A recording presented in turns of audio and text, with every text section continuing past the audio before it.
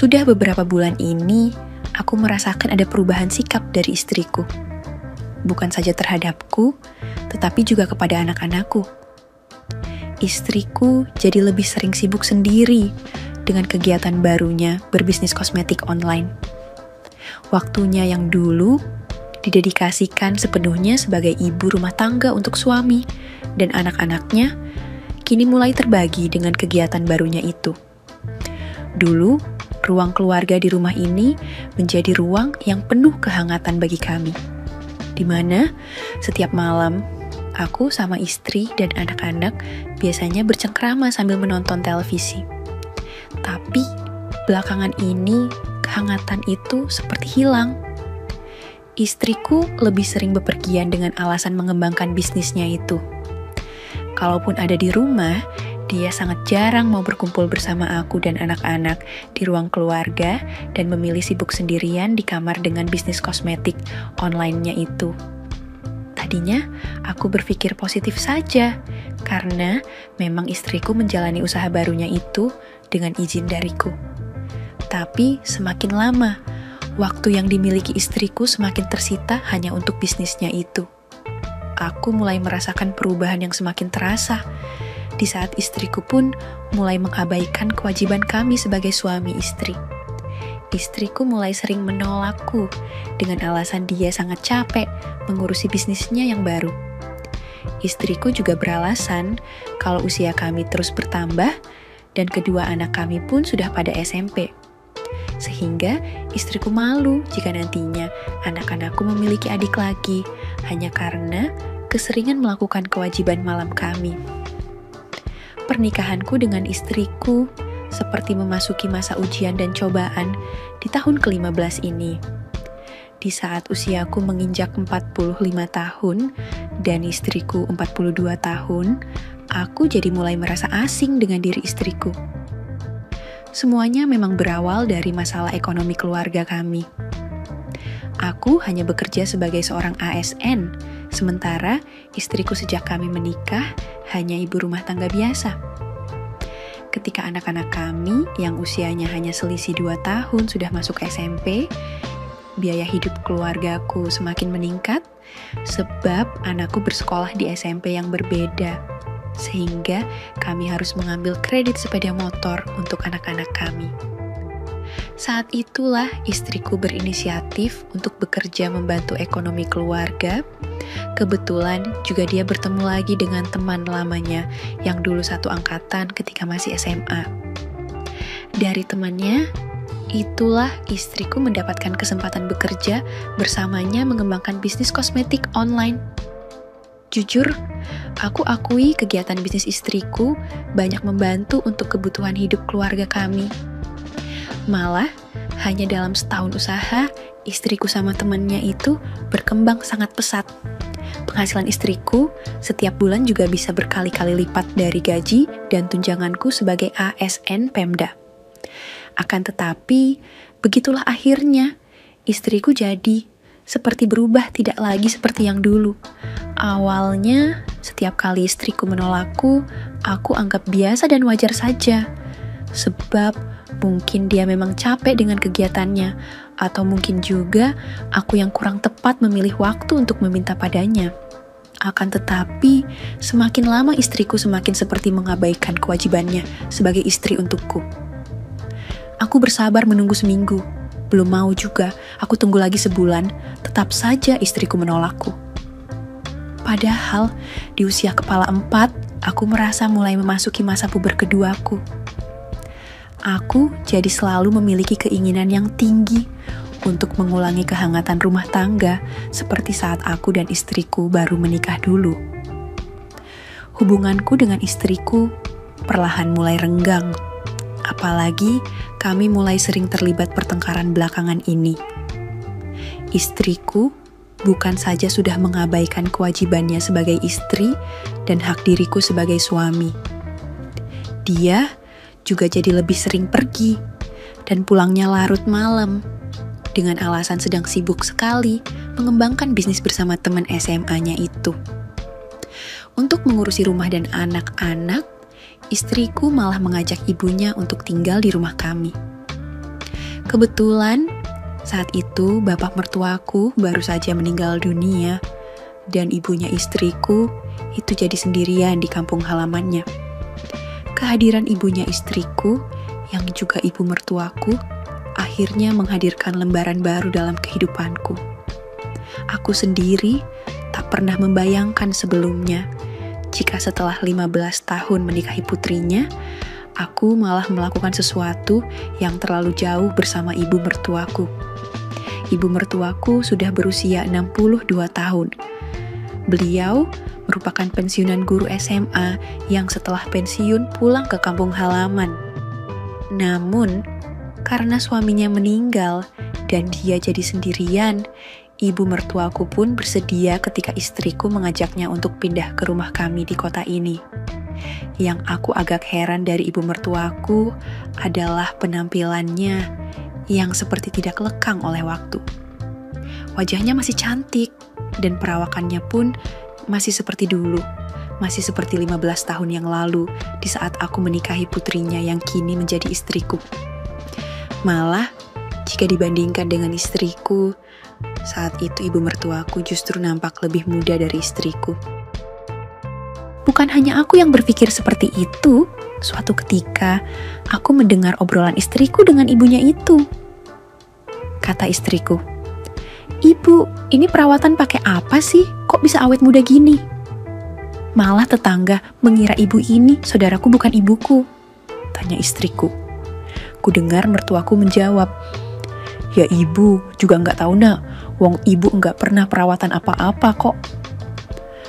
Paling juga ibu rajin minum jamu supaya tetap sehat, karena usia ibu kan sudah kepala 6 nak," jawab mertuaku.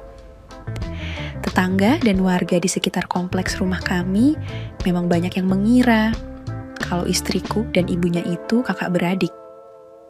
Dari wajahnya mereka mirip sama-sama cantiknya, hanya saja istriku sedikit lebih tinggi dari ibunya sehingga kelihatan lebih langsing. Sementara ibu mertuaku lebih pendek dari istriku dan perawakannya sedikit lebih gemuk dari istriku. Tapi justru karena perawakan yang gemoy, itulah yang membuat mertuaku nampak jauh lebih muda di usia kepala 6. Kulitnya putih bersih dan sama sekali belum kelihatan tanda keriput dengan kelebihan yang menonjol dan cukup besar bila dibandingkan dengan istriku. Kisahku berawal setelah 2 bulan. Ibu mertuaku tinggal bersama kami. Saat itu, hubunganku dengan istriku bagaikan penuh sandiwara. Kami harus tetap bersikap harmonis di hadapan ibu mertuaku. Walau sebenarnya, sudah hampir setahun aku sama istri bagaikan asing satu sama lain. Kehadiran ibunya di rumah kami membuat istriku semakin mengabaikan tugasnya sebagai seorang istri dan ibu untuk anak-anak. Sebab, semua pekerjaan rumah dikerjakan oleh mertuaku. Istriku juga jadi semakin sering pergi dengan alasan mengurus bisnisnya. Selalu saja pergi pagi dan pulang larut malam. Namun, aku sendiri tak bisa berbuat apa-apa. Karena jujur saja saat itu istriku yang menjadi penopang utama ekonomi keluarga kami. Hingga akhirnya, aku merasa sebagai lelaki yang sudah menikah. Akan tetapi, hari-hari yang kulalui bagaikan seorang duda. Walau aku masih tinggal satu atap dan malamnya masih satu kamar dengan istriku, akan tetapi kami sudah sangat lama tidak lagi menunaikan kewajiban malam kami. Rumah hanya menjadi tempat singgah untuk istriku, seiring kehangatan di dalamnya yang mulai berubah dingin dan tidak seperti dulu lagi. Akan tetapi, kehadiran ibu mertuaku juga mulai sedikit menghibur batinku. Setidaknya, sepulang kantor, aku jadi punya teman ngobrol di rumah di saat istriku sangat sibuk dengan urusannya sendiri. Awalnya, aku menganggap ibu mertuaku hanya teman bicara, dan rasa hormatku masih sama dengan ketika 15 tahun yang lalu, dia dan mendiang bapak mertuaku merestui diriku saat meminang putrinya menjadi istriku.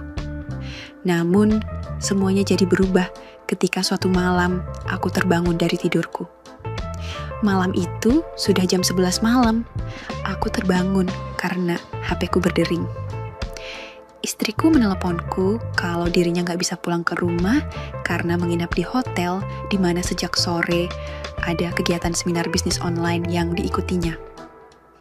Aku kemudian bangun dan keluar untuk mengunci gerbang dan pintu rumah karena istriku gak pulang malam itu. Setelah itu, aku melangkah ke dapur untuk mengambil air minum dan ingin membuat teh hangat karena biasanya juga kalau terbangun begitu, aku gak bisa langsung tidur lagi. Saat itulah ibu mertuaku jadi ikut terbangun dan keluar dari kamarnya yang terletak di dekat dapur. Ibu mengaku terbangun karena kaget mendengar suara sendok yang tak sengaja aku jatuhkan saat hendak membuat teh hangat. "Kamu lapar ya, Nak? Kok malam-malam kelutekan di dapur? Apa mau ibu buatkan makanan, Nak?" tanya ibu mertuaku. Aku juga kaget karena ibu mertua sudah berada di belakangku. Dan yang membuat aku jadi berdebar, malam itu beliau hanya mengenakan gaun tidur tanpa hijab. Jujur saja, baru pertama kali itu aku melihat mertuaku tidak mengenakan hijab. Aku sejenak tertegun menatapnya, apalagi gaun tidur yang dipakai cukup pendek di atas lutut. Dan menurutku bahannya terlampau transparan, sehingga bayangan panorama yang indah darinya seperti tercetak keindahannya. Ku jawab, "Maaf Bu, Ibu jadi kebangun mendengar berisik ya?" "Saya hanya mau bikin teh hangat kok Bu, Ibu istirahat saja kembali biar saya bikin sendiri," kataku. Saat itu ibu mertuaku hanya tersenyum dan bilang gak apa-apa. Kemudian dia melangkah menyerobot posisiku yang sedang mengaduk teh di meja dapur, sehingga beliau berada di depanku sembari membelakangiku. "Sudah gak apa-apa, Nak. Sini biar ibu yang membuatkan kamu teh hangatnya," katanya sambil mengambil sendok di tanganku dan mengaduk teh di meja dapur. Entah apa yang merasuki pikiranku saat itu, aku hanya tertegun di belakang mertuaku dengan jantung yang semakin aneh debarannya. Kami sangat dekat, sehingga tanpa sengaja aku menyenggol yang kusenggol di belakangnya. "Sudah kamu tunggu saja di depan, atau mau ibu antarkan tehnya ke kamarmu, Nak?" tanya ibu mertuaku sambil mengaduk tehnya. "Enggak Bu, biar saya temanin ibu membuatkan teh di sini saja," jawabku dengan suara tertahan. "Istrimu gak pulang lagi ya, Nak? Sebenarnya ada apa sih dengan hubungan kalian, Nak?" tanya ibu mertuaku yang membuat aku kembali terkejut. "Ibu tahu kalian pasti sedang menyembunyikan masalah dan menutupi dari ibu. Bagaimanapun ibu bisa melihatnya, Nak. Apalagi ibu sudah 2 bulan tinggal bersama kalian. Gelagat kalian sedang tidak baik-baik saja. Ada apa sebenarnya, Nak?" Pertanyaan ibu mertuaku laksana petir di siang hari bagiku. Padahal selama ini, aku dan istri sudah berusaha terlihat harmonis di hadapan ibu mertuaku. Aku tak langsung menjawabnya. Malah semakin tercenung di saat ibu mertuaku berbalik badan dan berhadapan dengan kekakuan yang saat itu mulai kurasakan. "Maafkan putri ibu Yana. Kalau dia belum bisa menjadi seorang istri yang sempurna untuk kamu," bisik ibu mertuaku sangat lirih padaku. Jiwaku seperti bergemuruh malam itu. Ibu mertuaku berdiri di hadapanku sambil meraih dan menggenggam kedua tanganku, seperti ingin menguatkan hatiku dalam menghadapi sikap istriku yang mulai berubah. "Maaf Bu, saya sama istri saya baik-baik saja kok. Gak ada masalah apa-apa dan kami tetap harmonis seperti yang ibu lihat selama ini," jawabku masih berusaha berbohong padanya. Ibu mertuaku malah tersenyum menatapku sambil berkata, "Jangan bohongi ibu, Nak. Ibu tahu kok dari tingkah dan laku kamu yang selalu kelihatan gelisah ketika berada di dekat ibu. Itu artinya ada yang kamu tutup-tutupi dari ibu," katanya. "Sekarang kamu ke depan sana, nanti ibu bawakan tehnya. Tapi kamu harus janji akan menceritakan yang sejujurnya pada ibu ya, Nak," tambahnya. Aku merasa seperti terhipnotis dengan ucapannya malam itu, dan menurut saja melangkah ke depan dan duduk menunggunya di sofa depan televisi. Tak lama kemudian, ibu mertuaku menghampiriku sambil membawa 2 gelas teh hangat untukku dan juga untuknya. "Minum dulu tehnya, Nak, biar kita nyaman bicaranya," katanya menyerahkan teh untukku. Lalu beliau ikut duduk minum teh di sampingku. Ibu mertuaku berkata, beliau bisa menebak apa yang sedang terjadi dalam rumah tanggaku bersama istriku karena melihat aku yang berubah sering murung dan gelisah. "Ibu, kan dulu juga memiliki suami. Nah, mendiang bapak mertuamu juga sering menunjukkan sikap gelisah seperti kamu jika sedang ada masalah sama ibu sebagai istrinya. Sekarang, kamu jujur saja bicara sama ibu, mumpung anak-anak sudah tidur dan istrimu sedang nggak ada," katanya. Malam itu akhirnya meluncur semua ceritaku kepada ibu mertuaku. Aku memanfaatkan waktu untuk menumpahkan semua kegelisahan yang aku rasakan sudah hampir setahun ini. Jujur Bu, bagaimanapun saya hanya lelaki biasa. Dan di usia 40 ini, saya merasa keinginan saya selalu tinggi. Tapi di lain sisi, istri saya malah selalu menolak keinginan saya, Bu, kataku. Ibu mendengar semua cerita yang kusampaikan dengan sabar. Beliau mendengar sambil menggenggam tanganku dan menatap wajahku seperti ingin memahami apa yang menjadi keluh kesahku. "Maafkan putri ibu Yana, seandainya saja ibu masih muda, mungkin ibu bisa membantumu dan memberikan sedikit kelegaan untuk batin kamu, Nak. Akan tetapi, ibu menyadari usia ibu sudah kepala 6, Nak.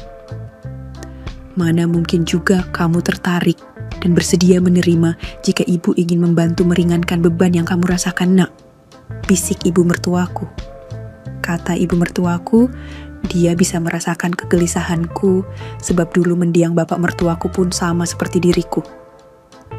"Saya yang minta maaf, Bu.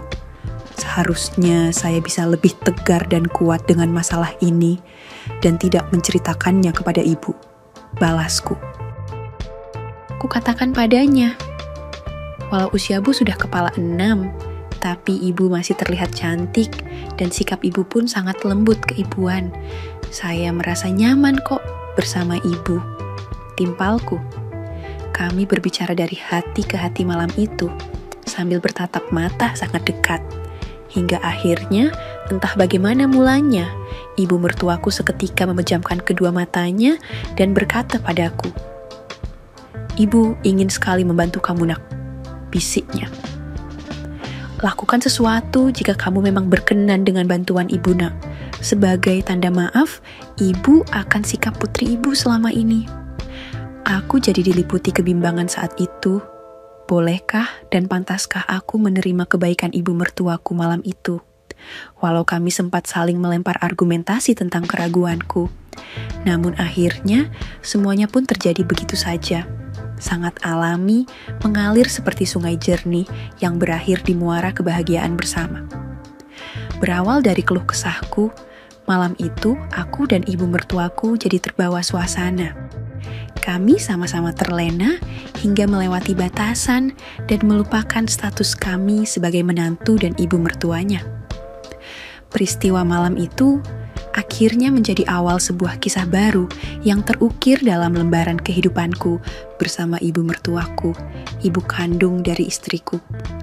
Sejak saat itu, aku merasa kehangatan kasih sayang di rumah ini kembali hadir dan terasa lebih indah dan berwarna bagiku. Walau sikap istriku tidak juga berubah dan semakin sibuk dengan bisnis kosmetik online yang dikelola, aku pun semakin tak peduli dengannya. Aku dan ibu mertuaku semakin dekat dan akrab. Kami selalu memanfaatkan waktu dan kesempatan untuk berbagi dalam kebersamaan yang indah. "Ibu akan selalu ada untuk kamu, Nak. Yang penting kamu bisa memaafkan putri ibu dan kamu tidak gelisah dan bersedih lagi. Ibu rela melakukan apa saja demi kebahagiaan kamu, Nak," bisik ibu mertuaku. Begitulah kisahku bersama ibu mertuaku yang sampai sekarang sulit aku lupakan. Semoga bisa dipetik hikmahnya dan semoga terhibur ya Sampai jumpa lagi kapan-kapan. Tamat. Oke, segitu dulu untuk kali ini. Dan semoga kalian bosku semua terhibur hari ini ya. Sekali lagi, tidak pernah lupa Mimin ingin mengingatkan bahwa tidak ada maksud untuk merusak moral. Tapi di sini kami selaku admin channel Maiem hanya berbagi pengalaman dari viewer saja yang tentu saja tidak untuk ditiru. Terima kasih sudah mau mendengarkan kisah nyata ini. Ambil baiknya dan buang buruknya dari cerita kisah ini. Semoga hal seperti ini tidak terjadi kepada kita semua, bosku. Dan semoga kita semua dilindungi dari mara bahaya. Amin ya Rabbal Alamin. Terima kasih dan sampai jumpa di cerita selanjutnya. Jangan lupa like, komen, share, dan subscribe. Oh iya, kira-kira kalian semua bosku yang terhormat kepengen kisah-kisah yang seperti apa lagi nih? Tolong berikan komentar-komentar kalian di video ini ya.